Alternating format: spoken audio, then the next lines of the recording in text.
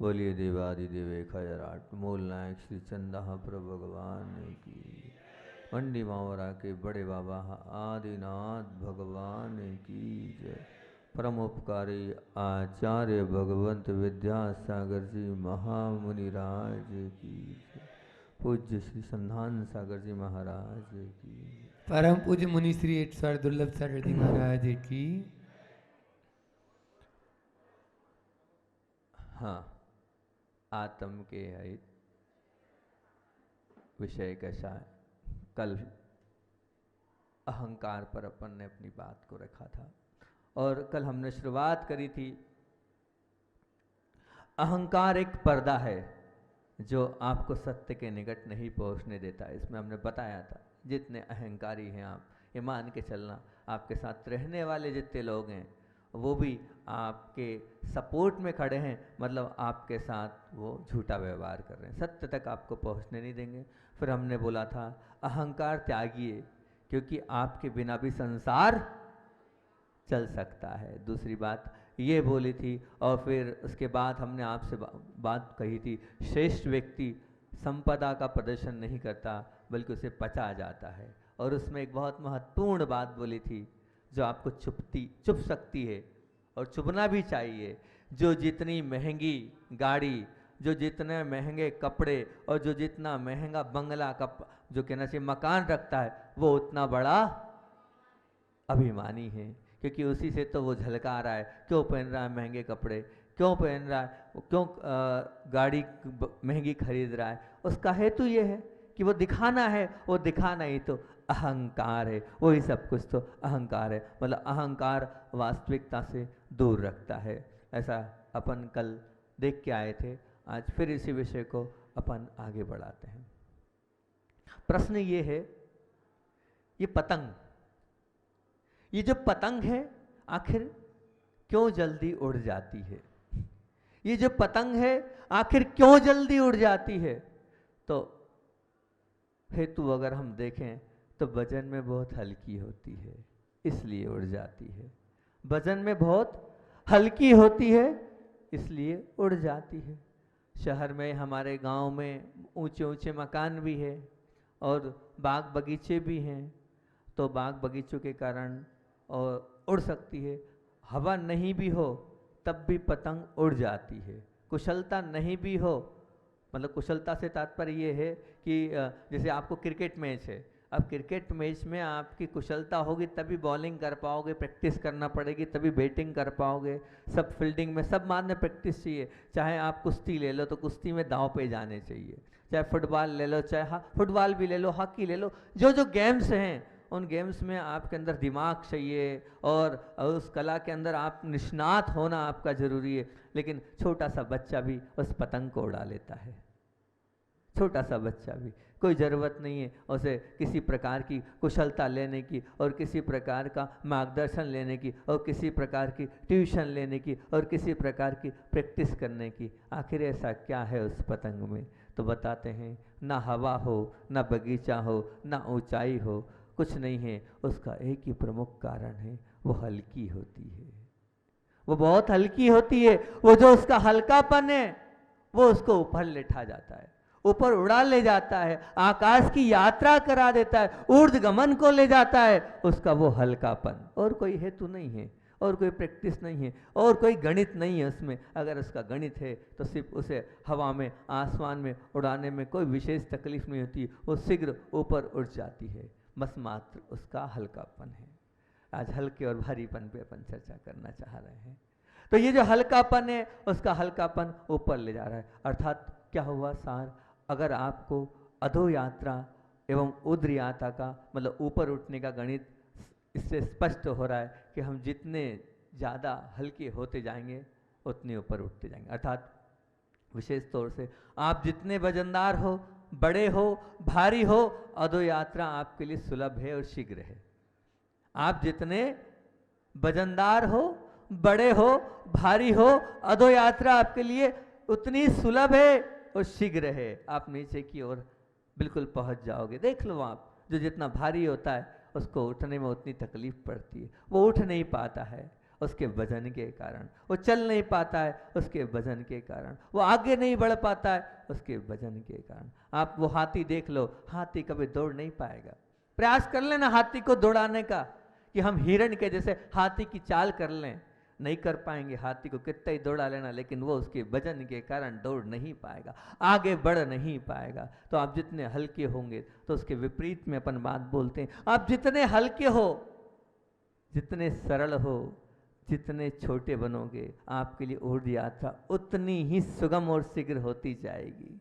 जितने हल्के बनोगे, जितने सरल बनोगे, जितने छोटे बनोगे, जितने छोटे बनोगे, आपकी ये मान के चलना वो ऊर्ध्व यात्रा अपने आप सुगम होती चली आएगी और आप शीघ्रता से ऊपर उठते चलाओगे। जो ऊपर उठा है इस हल्केपन के कारण, इस सरलता के कारण, इस अपने आप को छोटा मानने के कारण ही जो जो भगवान बने हैं, जिनको आप पूज रहे हो, जिनको आप नमन कर रहे हो, जिनको आप अपना आइडियल मान रहे हो, वो पहले उनकी ऊर्ध्व यात्रा इस सरलपन से, इस छोटेपन से ही प्रारंभ हुई है। इसी के कारण वो ऊपर आगे बढ़े। एक बात जानकारी में है कि नहीं, अधिक सामान उठाकर रास्ते पर चलना सरल है। अधिक आपका मतलब कुछ सामान है, भारीपन, भारी आपने लिया, एक बार सामान्य से प्लेन रास्ते पर अगर आप चलोगे ना, तो वो इतना कठिन नहीं है। आप बड़ी सरलता से और सहजता से उस सामान को लेके अपनी एक सामान्य से रोड है, जो प्लेन रोड है, उस पर अपनी यात्रा भली भांति कर सकते हो। और अगर मान लो पर्वत पर चढ़ना है तो मुश्किल हो जाएगा, ऊंचाई पर चढ़ना है तो मुश्किल हो जाएगा, आप शायद ऊपर नहीं चढ़ पाएंगे, और चढ़ेंगे भी तो हाँप हाँप के चढ़ेंगे। मतलब पर्वत पर चढ़ने के प्रारंभ करते समय आपके पास सामान कम होना चाहिए, वजन कम होना चाहिए। वजन कम होगा, सामान कम होगा, तो आपकी ऊपर की यात्रा बहुत सरलता सहजता से होती। जैसे जैसे आप ऊपर आगे बढ़ते जाते हैं, वैसे वैसे आपको सामान कम करना ही पड़ेगा, नहीं तो बिना सांस फुलाए और बिना थके एकदम आप ऊपर नहीं जा सकते हैं। ऊपर जाने के लिए, ऊपर चढ़ने के लिए आपको वजन कम करना पड़ेगा, अपने सामान को उतार के फेंकना पड़ेगा, जब जाके कहीं ऊपर बढ़ पाओगे। तो ये जीवन में, ये जीवन क्या है? एक यात्रा है। ये जीवन क्या है? एक यात्रा है। इस जीवन की यात्रा में यदि आप ऊपर की ओर जाना चाहते हो, आपको वजन कम करना पड़ेगा। ऊपर उठना है तो वजन करना कम करना पड़ेगा। तो ऊपर उठना है, ऊर्ध्व प्रयाण की यात्रा में सबसे भारी कोई चीज है तो उस चीज का नाम है अभिमान। उस चीज का नाम क्या है? अभिमान। ऐसा क्यों कह रहा हूं, ध्यान रखना, ये अभिमान भारीपन क्यों लाता है? वो आपका अच्छा ज्ञान, वो आपका अच्छा रूप, वो आपका अच्छा धन, वो अभिमान ले आता है। वो जो धन का भारीपन है, वो जो ज्ञान का भारीपन है, वो जो रूप का भारीपन है, वो उस अभिमान को भारी बना देता है। और फिर उस अभिमान के कारण, उस भारीपन के कारण हम ऊपर नहीं उठ पा रहे हैं, हम ऊपर नहीं उठ पा रहे। वो मान का भारीपन ही था कि रावण को अधोगति मिली। वो मान का भारीपन ही तो था जो रावण को अधोगति मिली। वो नीचे नरकों में जो घूम रहा है वही तो मान था, और वही तो भारीपन था। उस भारीपन के कारण ही तो रावण ऊपर नहीं उठ पाया और वो राम ऊपर उठ गए, क्योंकि राम के पास वो अभिमान नहीं था। एक अभिमानी नीचे गया है तो एक जिसने अभिमान का गलन किया है वो ऊपर उठा है। ऊपर वही उठता है जिसने अपने जीवन से अभिमान को एक तरफ रख दिया, अभिमान को छोड़ दिया। जिसने अभिमान को नहीं छोड़ा है, मान के चलना, उसने अपने जीवन को नीचे की यात्रा के लिए अग्रसर कर दिया है, आगे बढ़ा दिया है। ये बात बिल्कुल फैक्ट है, यूनिवर्सल सत्य है, शाश्वत सत्य है। इसमें कोई किंतु नहीं, कोई परंतु नहीं, कोई समझौते वाली बात नहीं। समझ लेना बंधुओं इस चीज़ को, मान लेना इस बात को। नहीं मानोगे तो आपका ही बुरा है, मेरा तो कुछ नहीं। मैं तो बताता हूँ, बताते जाऊँगा, जितना आपको मानना है मानो, नहीं मानोगे तो बहुत आपके साथ, आपका भला आप जाने। मेरा काम तो बताने का है। आखिर ये अभिमान की आवाज़ है अंदर की, ये अभिमान की आवाज़ है अंदर की, और ये आवाज़ हम समझ नहीं पाते हैं। ये जो अभिमान की आवाज़ है ना, जो हमारे अंदर से निकलती है, उस अभिमान की आवाज़ को हम समझ नहीं पाते हैं कि ये अभिमान की आवाज़ है। कुछ बातें रखता हूँ, आपको लगता है और आपके जीवन में घटती भी वो बातें, पर आपको लग नहीं रहा है कि वो अभिमान की आवाज़ है। पर ध्यान रखना, उसके अंदर अभिमान निहित है, वो अभिमान की आवाज़ है। उसको अगर हम समझेंगे, उस पर हम विचार करेंगे, उसको हम देखने का प्रयास करेंगे, तो स्पष्ट झलकेगा ये आवाज़ अभिमान की है, ये आवाज़ अभिमान की है। जैसे मान लीजिए कैसी आवाज़, मुझे ऐसा लगता है। पहली बात, मुझे ऐसा लगता है, बहुत अच्छी बात है। आपको लगता है, हर व्यक्ति को लगता है। संसार में जितने जीव हैं, लगना स्वभाव है, लगना तो स्वभाव है, हर व्यक्ति को लगता है और लगना स्वभाव है। तो मुझे ऐसा लगता है, ये बहुत अच्छी बात है, और लगता लगेगा ही लगेगा, क्योंकि जानना और देखना स्वभाव है, तो उसमें लगना तो आएगा ही आएगा। मुझे ऐसा लगता है, वहाँ तक तो ठीक था कि मुझे गर्मी लग रही है, बहुत अच्छी बात है, मुझे ठंडी लग रही है, बहुत अच्छी बात है, लगना स्वभाव है। लेकिन मुझे ऐसा लगता है, ऐसा सबको लगाना, यह अभिमान है। मुझे जो लगता है लगे, बहुत अच्छी बात है, आपका स्वभाव अलग है, उसका स्वभाव अलग है, पर जो आपको लगता है वो सबको लगे और उसके लगाने में आप पड़े रहो, ये अभिमान है। और लगभग यही हो रहा है, जो आपको लगता है आप लगाना सबको चाहते हो। अगर आपको लग रहा है कि हाँ भैया गर्मी है, और आपने चालू कर दिया बटन ऑन, काय का आप समझो काय का करते हो, और सामने वाले को ठंड लग रही है, तो बताओ क्या होगा। वो समझा रहा है, वो बोल रहा है, आप उसकी तकलीफ को समझ नहीं रहे हो। नहीं, लेकिन आपने तो गेट भी खोल दिया, आपने तो पंखा भी खोल दिया, आपने ये लगना, आप उसको नहीं समझ रहे हो। एक बात ध्यान रखना, रात दिन हम ये करते हैं, सामने वाले को नहीं समझ रहे हैं, सामने वाले की बात को नहीं समझ रहे। ये लगना क्या है? ये अभिमान, ये अभिमान है। आपने दूसरे को नहीं समझा, आपको अपना अपनी पड़ी है, ये क्या है? अभिमान। इसी को अभिमान कहते हैं। तो मुझे ऐसा लगता है, ये अभिमान है, इसको ध्यान रखना। ये आज की बात है कि प्रमुखता से, मुझे ऐसा लगता है, ये अभिमान है, मैं ऐसा मानता हूं। दूसरी बात क्या है? मैं ऐसा मानता हूं। बहुत अच्छी बात है, मानना चाहिए। हर व्यक्ति की अपनी अपनी मान्यता है। आज हमारे आगम में 365 मत हैं, अलग अलग मान्यता है। मान्यताएं होती है, आपकी अलग, उसकी अलग, उसकी अलग, सबकी अलग अलग मान्यताएं हैं। और वो मान्यताएं हैं, मान्यता इसलिए कि मन है। जब मन है, वो मन का अलग अलग भावनाएं हैं, मन के अलग अलग विचार हैं, मन की अलग अलग चिंतन है, मन की अलग अलग धारणाएं हैं। क्योंकि नाना भावा नाना जीवा, और नाना जीवा नाना भावों के साथ अलग अलग भाव मन जाते हैं। तो मैं ऐसा मानता हूं, ये जो ऐसा मानता हूं वो ठीक है, लेकिन मैं सबको मनवाऊं, यह अभिमान है। क्या है? मैं सबको मनवाऊं, ये क्या है? ये अभिमान है। आप अभिमान की ओर जा रहे हो। मैं मानता हूं, मानो, मानने के लिए मनाही नहीं है, पूरी छूट है मानने के लिए। कौन कह रहा है कि आप मत मानो? लेकिन मानने के बाद जो दूसरी बात आ रही है मनवाने की, वो अभिमान है, और हम मनवाने के पीछे पड़े हैं। हम मानते तो हैं, मानने के साथ साथ हमारी भूख क्या है? मनवाने की है। हर व्यक्ति आज मनवाने के पीछे पड़ा है, जो मैं चाहता हूं वैसा सब माने मेरी बात। जब आप मनवाने के पीछे पड़ जाएंगे तो ध्यान रखना, आप अभिमान की ओर जा रहे हैं।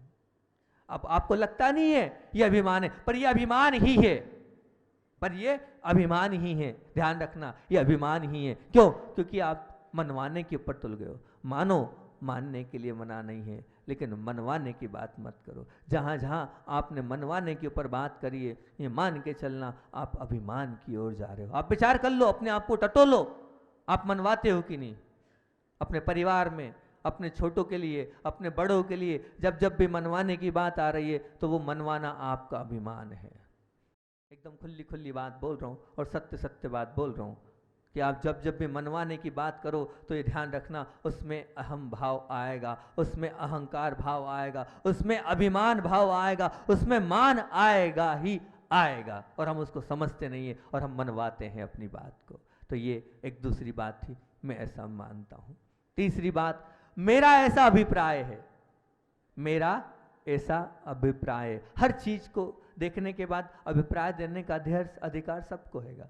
सबके अभिप्राय अलग अलग हैं, और सबको अधिकार है अभिप्राय देने का कि हाँ भैया इसका अभिप्राय ये, इसका अभिप्राय ये। कोई भी अपन ने कुछ कार्य किया, तो कार्य करने के बाद कहना चाहिए कि ये आपने उसकी पूरी की पूरी समरी दे दी कि भैया मान लीजिए कल आपके मोक्ष कल्याणक का कार्यक्रम हुआ तो आपने समरी दे दी, किसी ने कहा बहुत अच्छा लगा, किसी ने कहा अच्छा नहीं लगा, अपना अपना अभिप्राय था। किसी को लगा नहीं अभिषेक अच्छा किया, किसी ने कहा नहीं अभिषेक अच्छे से नहीं हुआ, नहीं वो पूजन सुबह बहुत अच्छी हुई, वो लड्डू अच्छे चढ़े। अभिप्राय है, अभिप्राय सबका है, सबके अभिप्राय अलग अलग हैं, सबके अभिप्राय में अलग अलग बातें होती हैं। बहुत अच्छी बात है, मतलब एक उदाहरण ले लिया, किसी ने मुझसे नहीं कहा, सबने कहा अच्छा है आपके यहाँ कार्यक्रम अच्छा हुआ, किसी ने बुराई नहीं कही, आप अन्यथा मत लेना, वो तो मन में आ गया तो उदाहरण दे दिया मैंने।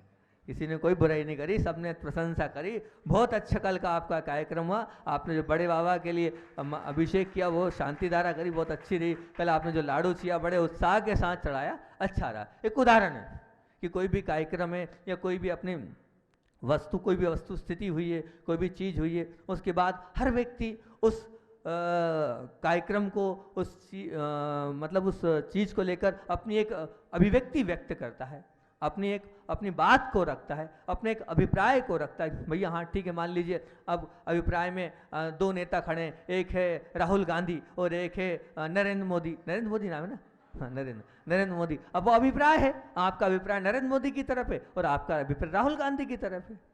आप नरेंद्र मोदी को चाहते हो, अपना अभिप्राय है, और उसका अभिप्राय राहुल गांधी का है और राहुल गांधी को चाहेगा। तो ये आप सबका अभिप्राय एक अलग चीज़ है, अभिप्राय होता ही है, होना चाहिए, इसकी कोई मनाही नहीं है, लेकिन जो मेरा अभिप्राय है वो सबका अभिप्राय होना चाहिए। यह अभिमान आ गया, यहाँ अभिमान ने घर कर लिया। क्या हो गया? जो मेरा अभिप्राय है वो सबका अभिप्राय होना चाहिए।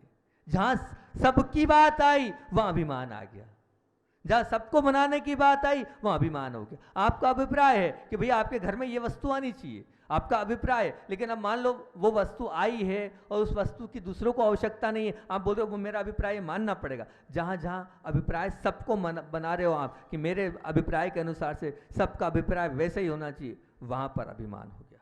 और होता है, ये हमारे अंदर ये भरा है, मैंने जो अभिप्राय व्यक्त कर दिया बस वो सत्य है, वो शाश्वत है, इसमें कोई किंतु परंतु नहीं। तो जहां ये अभिप्राय घुस गया है यहाँ वहां भी अभिमान है। ये बहुत बारीक बारीक चीजें हैं, लेकिन ये बारीक बारीक चीजों पर हमारा ध्यान नहीं जाता है, हम पहुंच नहीं पा रहे हैं। तो ध्यान रखना, अभिप्राय आपका है, उस अभिप्राय को सब पर मत ढोलना, सब पर जहां ढोल रहे हो वहां ध्यान रखना। और आप मनवाने का उस अभिप्राय के ऊपर प्रयास कर रहे हो तो ध्यान रखना अभिमान है, आप अभिमान की शरण में पहुंच रहे हो। तो अभिप्राय रखो, लेकिन अपना स्वयं का रखो, सबके अभिप्राय को अपने अभिप्राय के जैसा बनाने का प्रयास मत करना, वरना वो क्या कहलाएगा? वो अभिमान ही कहलाएगा। मेरे दिमाग में अगली बात, मेरे दिमाग में ये बात नहीं बैठती, मेरे दिमाग में ये बात नहीं बैठती। बहुत बढ़िया, अच्छी बात है। जरूरी थोड़ी है कि सब बात आपके दिमाग में बैठे, जरूरी थोड़ी है कि हर कार्य आपके दिमाग में बैठे। कोई कार्य हो रहा है वो आपके दिमाग में नहीं बैठ रहा होगा। नोटबंदी का कार्य बहुत सारे लोगों के दिमाग में नहीं बैठा, ठीक है, अच्छी बात है। और भी बहुत सारी चीज़ें ऐसी होती है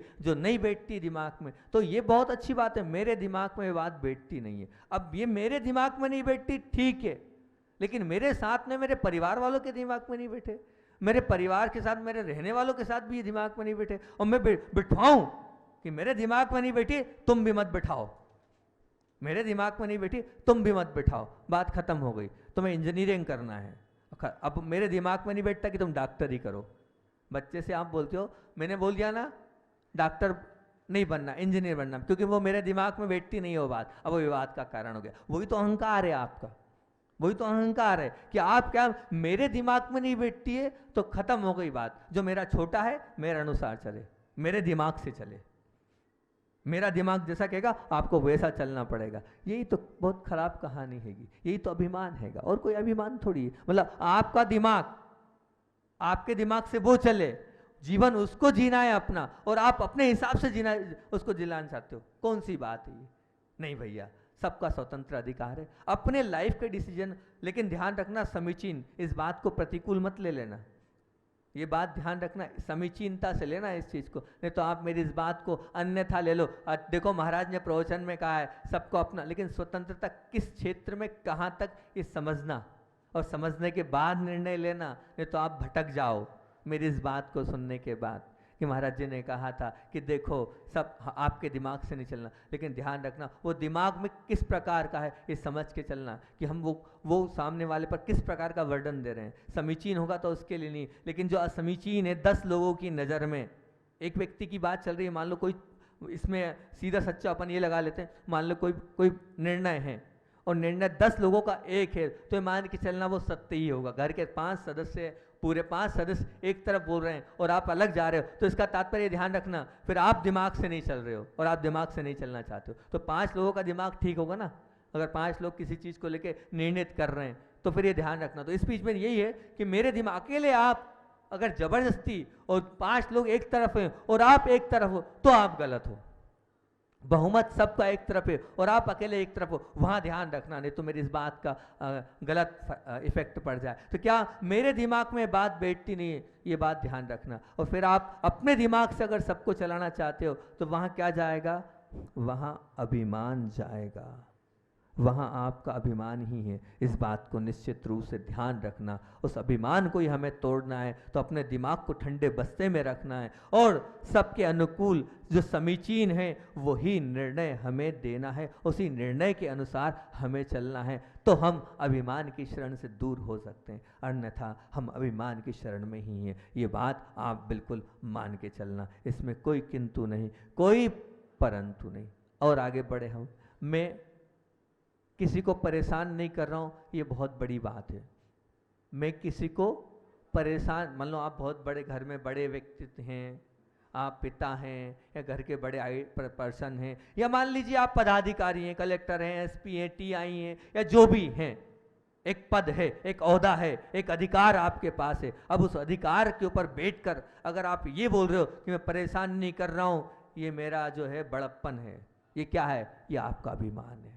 अरे आपको अधिकार ही नहीं है परेशान करने का, आपको तो सबको अच्छा बनाने का अधिकार है, आपको तो सबके कष्ट हरने का अधिकार है, आपका कर्तव्य तो ये कि सबको खुश रखने का अधिकार है। और अगर आप ये धमकी दे रहे हो कि मैं बड़ा होने के बाद भी भलमनसाई है मेरी कि मैं कुछ नहीं कर रहा हूँ, तो ये क्या है, ये भी अभिमान है। और ये अभिमान आप करते हो, ये अभिमान आप करते हो बड़े होने के बाद, बड़े बनने के बाद, और फिर उसके बाद इस बात का आप रुतबा देते हो, मन में विचार भी करते हो आप कि देखो मैं बड़ा हूं उसके बाद भी दबा नहीं रहा हूं, मैं बड़ा हूं उसके बाद भी नहीं कर रहा हूं। वो अंदर का अभिमान है, वो अंदर का क्या है, अभिमान है। उस अभिमान को याद रखना। और होता है हमारे साथ, ये अक्सर होता है हमारे साथ, ये जो हो रहा है उसी चीज को मैं आपके सामने रख रहा हूं।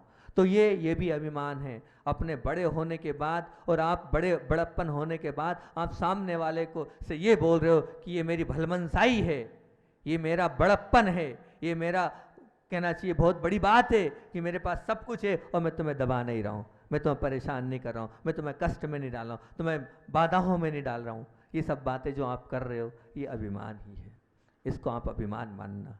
ये अभिमान और कुछ नहीं है, ये सब कुछ तो अभिमान है। दूसरा, झुकना मेरा स्वभाव नहीं, झुकना मेरा स्वभाव नहीं, मतलब आप क्या कह रहे हो, आगे रह के स्वयं स्वीकार कर रहे हो कि झुकना मेरा स्वभाव नहीं। जिस व्यक्ति के मन में ये धारणा बैठी हुई है कि झुकना मेरा स्वभाव नहीं है, ये बात ध्यान रखना, उठना भी ध्यान रखना, उसके जीवन में भूल जाना, वो उठ भी नहीं पाएगा। जो झुकता नहीं है वो उठता भी नहीं है, लिख लेना इस बात को। जो झुकता नहीं है वो कभी उठता नहीं है, जो झुकता है नहीं है वो कभी उठता नहीं है। और ध्यान रखना, जो झुकता है वही ऊपर उठता है। तो जो मानसिकता आप लोगों ने ये बना रखी है कि झुकना मेरा स्वभाव नहीं है, मैं झुकूंगा नहीं, मैं नमूंगा नहीं, मैं विनय नहीं करूंगा, क्योंकि मेरे अंदर है ही नहीं, मेरे खून में ही नहीं है झुकना। तो जिनके खून में झुकना नहीं है तो निश्चित तौर से ये तो बता ही रहा है, ये अभिमान की तो आवाज़ है। ये आवाज़ क्या है, ये अभिमान की आवाज़ है। निकलने वाली आवाज़ क्या, अभिमान की। कभी जीवन में ये शब्द नहीं निकलना चाहिए आपके।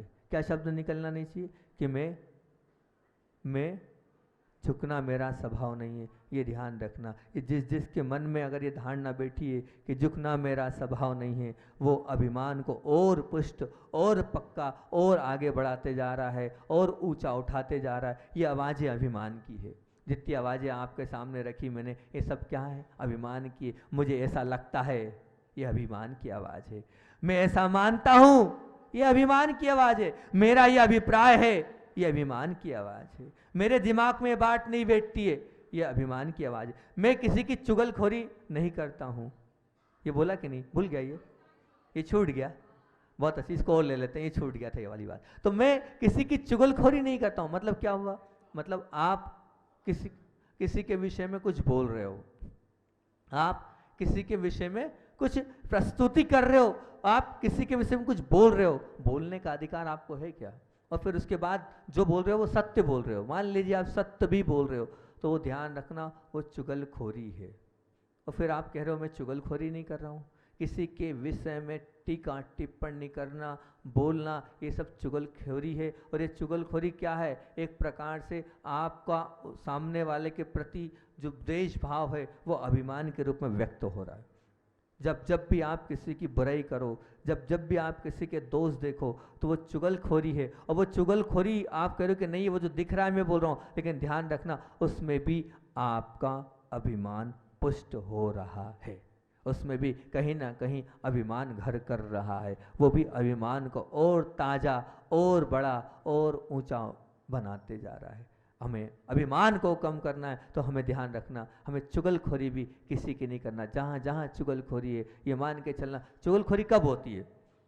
चुगलखोरी जब होती है जब हम अपने आप को बहुत अच्छा मानते हैं, जब हम अपने आप को बहुत अच्छा मानते हैं और सामने वाले को हम क्या मानते हैं, दोषी मानते हैं, हम सामने वाले को अपराधी मानते हैं, तब चुगलखोरी होती है। क्योंकि अपने को अच्छा माने बिना हम चुगलखोरी नहीं कर सकते।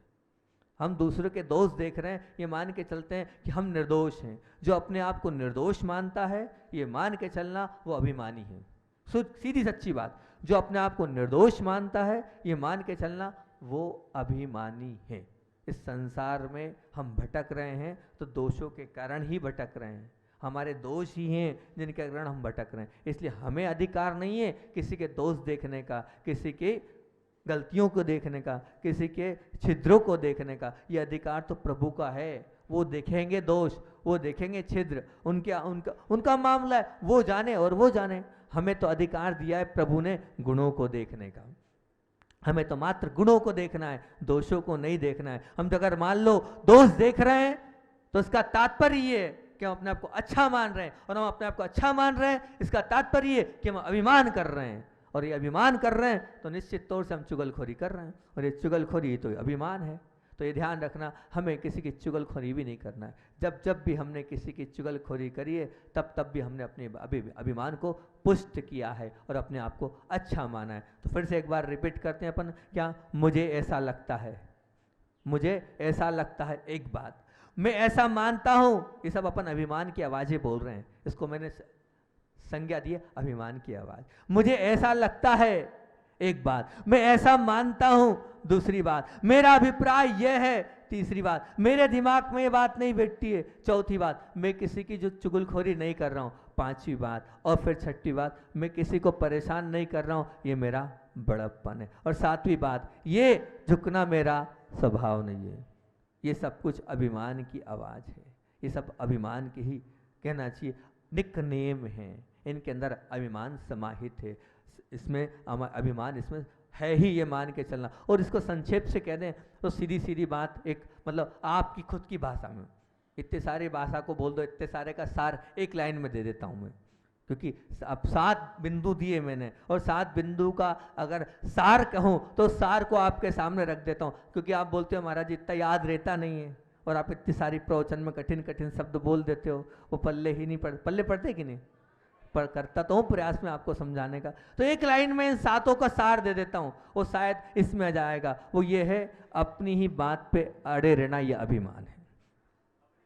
अपनी ही बात पर अड़े रहना यह अभिमान है। 7 का सार, इन 7 का सार क्या है? अपनी ही बात पे अड़े रहना यह अभिमान है। बस अगर आप अपनी बात पर अड़े हो मतलब आप अभिमानी हो। अगर आप अपनी बात पर अड़े हो तो आप क्या हो?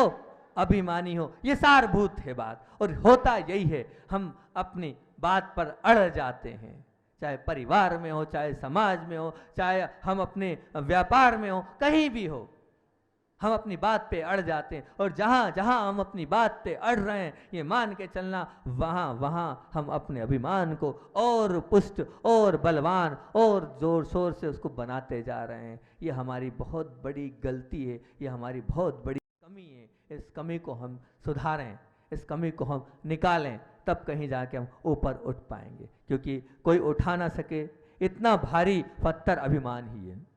कोई उठा ना सके इतना भारी अगर कोई चीज़ है तो वो अभिमान ही है। इस अभिमान को हमें छोड़ना है, इस अभिमान को हमें अलग करना है। आप एक बात बताइए, शरीर को जमीन का आधार है ना? शरीर को जमीन का आधार है। आप बैठे किस पे हो? जमीन पे बैठे हो ना, और कहीं तो नहीं हो। शरीर को जमीन का आधार है, उस इमारत को नींव का आधार है। ये इमारत को काय का आधार है?